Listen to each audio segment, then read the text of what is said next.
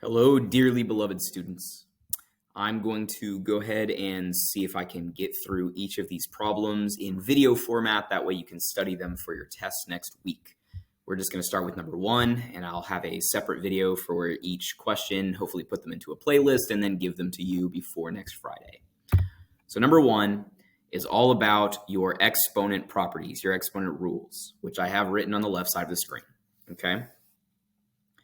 The first thing that we're going to notice is that we have x to the third power to the fourth power. This is going to be the power property of exponents. When you have a power raised to a higher power, you multiply them together. So x to the third to the fourth would be x to the 3 times 4 power, or that would be x to the 12th power. Next, we have in parentheses the square root of x. We see from this property down here that if you have a root of x, it is actually a rational exponent, an exponent that is a fraction.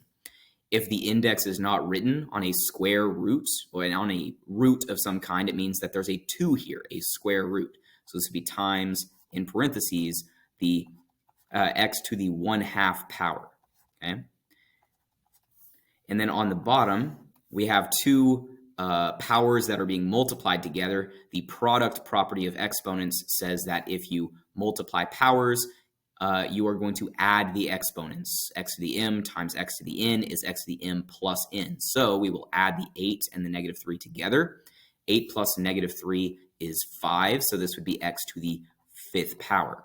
Okay, so that's the first step. Then we're going to move on and do the power property again right here. 1/2 times 4 would be 2. So let me just rewrite this real quick. X to the 12th power times x to the 2nd power over x to the 5th power. And once again, we're going to use the product property. If we multiply these powers together, we're going to add these exponents. So that'd be 12 plus 2 equals 14.